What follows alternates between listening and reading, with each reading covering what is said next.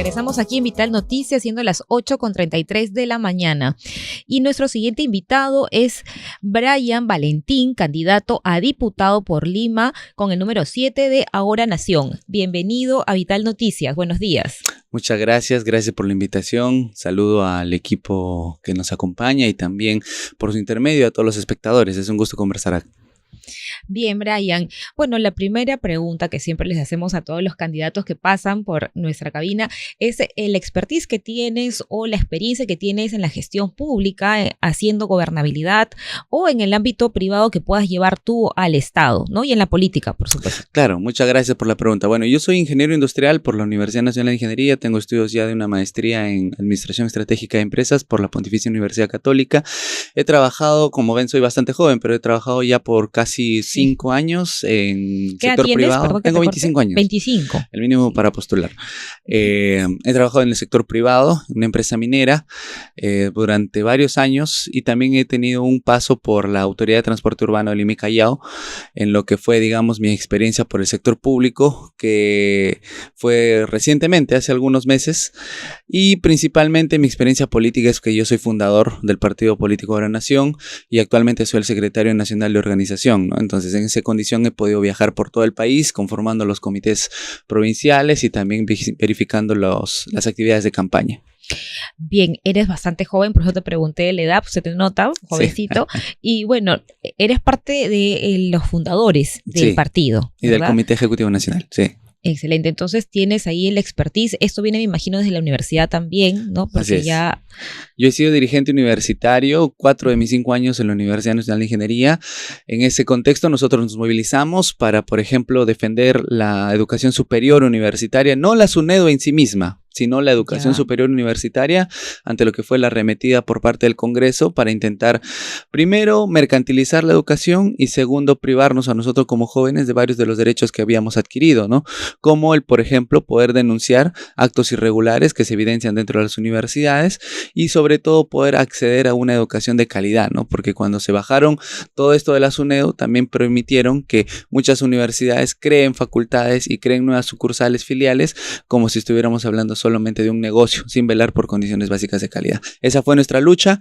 Lamentablemente nosotros en ese contexto de movilización no tuvimos una respuesta favorable desde el Congreso y ahora queremos pasar de una protesta a una propuesta más organizada de la mano de Alfonso López Chau. Claro, te preguntaba también por tu experiencia a nivel político desde la universidad, porque quería saber un poco esto que nos acabas de mencionar, ¿no? El interés que tienen también los estudiantes, los jóvenes, con el tema de la calidad universitaria, la calidad educativa, ¿no? Tú hablas de mejorar todo ese tema de la calidad a nivel de la educación en general, ¿no es cierto?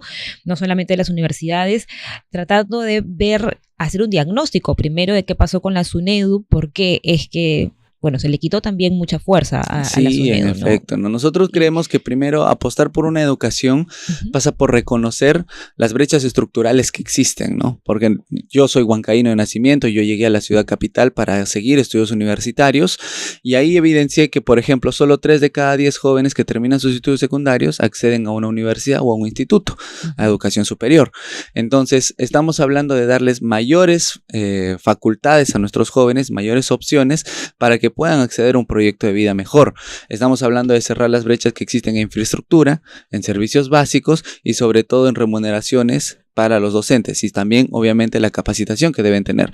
Entonces implica un trabajo articulado ejecutivo-legislativo, pero también a nivel local, los gobiernos locales tienen que hacer ejecución de las protestas y el marco legal que se evidencia desde el nivel nacional. Entonces tenemos que, por ejemplo, permitir que nuestros niños accedan a colegios y a escuelas en las que no se estén cayendo las paredes, las condiciones estén acorde a lo que establezca una normativa que nosotros vamos a proponer de condiciones básicas de calidad para escuelas y colegios, en la que se retenga, por ejemplo, en la que se asigne mayor presupuesto a la educación y se puedan dar mejores remuneraciones a los docentes, se puedan acceder a servicios de calidad como lo lo que ya ha sido también en su momento la experiencia con Caliwarma, que luego cambió de nombre a Guasimicuna, cuando vieron los inmensos problemas que hemos visto, que pero, por ejemplo, permiten que nuestros niños accedan a su alimentación, ¿no? Y evitar que estos jóvenes niños, que son las futuras generaciones de nuestro país, que van a tener las riendas de su país, de nuestro país en sus manos, tengan problemas de anemia, de desnutrición, o que estén atendiendo otras cosas en vez de enfocarse en sus estudios.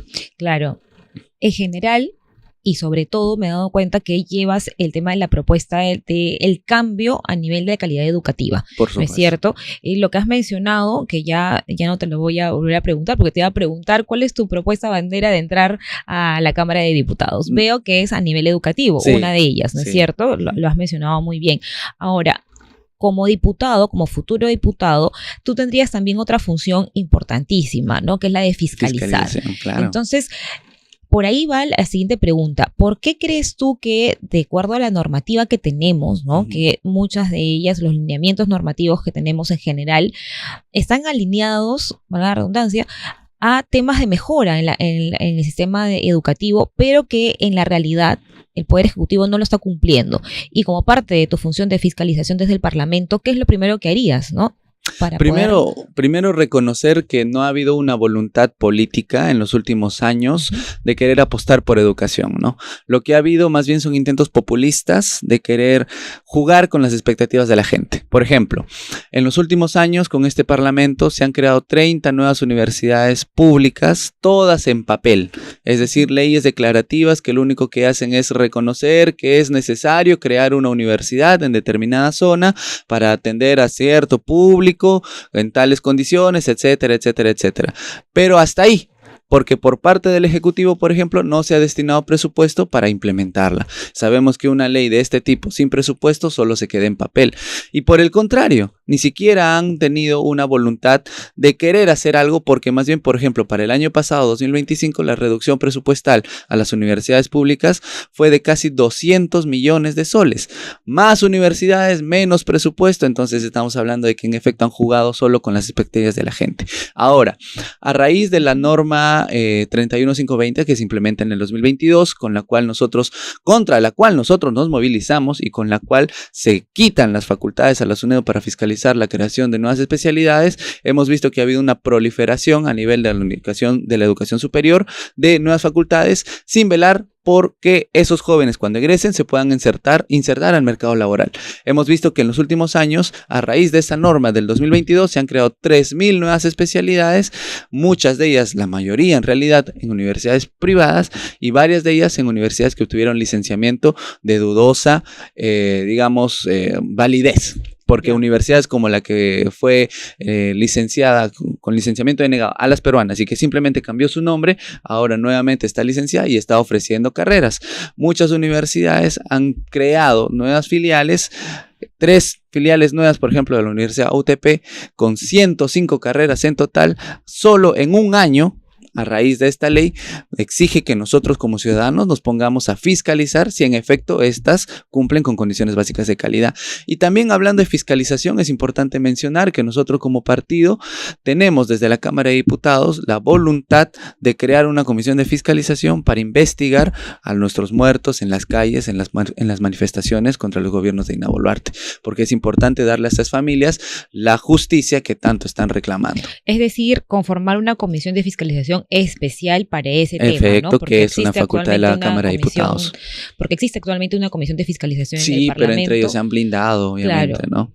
Claro, pero al entrar ustedes como nuevos, ¿no? Como nuevo gobierno, ya no estarían los mismos de antes, entonces podría ser esta comisión de fiscalización un trabajo de repente distinto, ¿no? Nosotros aspiramos a que en efecto ya estos parlamentarios que son parte del pacto mafioso, ¿no? Renovación, Fuerza Popular, Juntos por el Perú, que incluso disfrazándose de Pedro Castillo no van a poder lograr jugar con las expectativas de la gente, los mismos de siempre, APP, Podemos, etcétera, que son parte de este pacto, tengan el rechazo mayoritario de la población para poder legitimar también nuestra voluntad popular y mostrar el rechazo que nosotros sentimos contra el secuestro de instituciones, contra las leyes pro crimen, contra los muertos en las calles y sobre todo contra todas las medidas que han tomado que son intransigentes contra la voluntad popular que nosotros tenemos, ¿no? Como ciudadanos. Claro.